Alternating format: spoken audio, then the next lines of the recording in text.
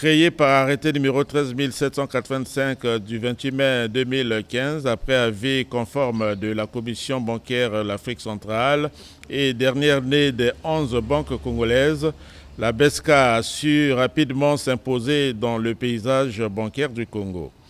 Fruit bien mûr de la coopération sino-congolaise, la BESCA fournit des soutiens et services financiers à l'industrialisation et à la modernisation du pays, avec plus grand nombre de Congolais titulaires d'un compte bancaire. Souhait renouvelé par le maire d'Oyo, Gaston Yoka, qui dispose d'une avalanche de projets dans son entité. Nous allons découvrir le siège d'Oyo et sa vision lointaine avec le président du conseil d'administration, Roger Rigobert Andeli. Se rapprocher des Congolais afin de leur offrir des services bancaires de qualité. Tel est le credo de la BESCA Bank. L'inauguration ce jour de l'agence Toyo est donc une opportunité pour moi, au nom de nos actionnaires, nos administrateurs, et de la direction générale, d'exprimer notre gratitude à l'endroit de ceux qui ont créé cette banque et qui ont permis à celle-ci de se développer si vite en 10 ans. Nos remerciements à nos deux chefs d'État, leurs excellences, Denis Sassou Nguesso et Xi Jinping, pour leur vision. Merci spécialement à vous, Monsieur le Président, pour le choix judicieux du partenaire stratégique de la banque que vous avez fait, je vous rappelle, en 2013, pas très loin d'ici, à Ouando. Vous aviez personnellement choisi la Chine et vous m'avez donné des instructions directes à ce sujet. C'était un choix gagnant. Au rez-de-chaussée, nous avons le grand hall d'accueil et le guichet grand public. Un GAB, un guichet automatique pour les retraits et versements, et un distributeur automatique uniquement pour les retraits. Et ces deux distributeurs automatiques fonctionneront 24 heures sur 24, 7 jours sur 7.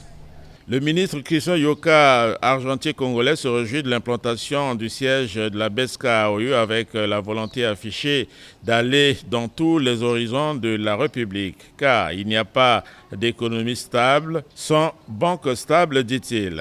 Il est conventionnellement admis qu'il n'y a pas d'économie résiliente et prospère sans banque stable.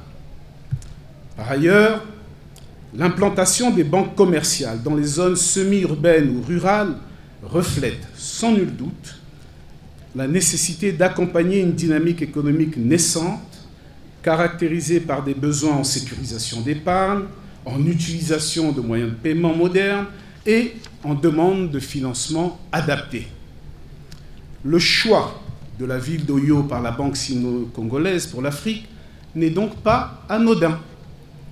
Il y a de l'activité économique à Oyo et des transactions monétaires dans cette ville sont réelles. Le président du conseil d'administration de la banque chinoise, M. Gouchou, salue l'initiative des chefs d'État chinois et congolais, initiative qui traduit la bonne santé de la coopération sino-congolaise. À travers un rituel, les sages ont tenu d'abord à inviter les MAN à sécuriser les lieux pour que la banque se maintienne dans un parfait état. Après quoi, le chef de l'État a été invité à ouvrir la structure au public. Au terme du ruban symbolique, le président de la République a dévoilé la plaque suivie d'une photo de famille. Est intervenu après la visite guidée de la structure. Denis Sassou Nguesso est visiblement satisfait de la qualité de l'ouvrage. En sa qualité de grand défenseur de l'environnement, le chef de l'État a planté un arbre fruitier, le stafoutier.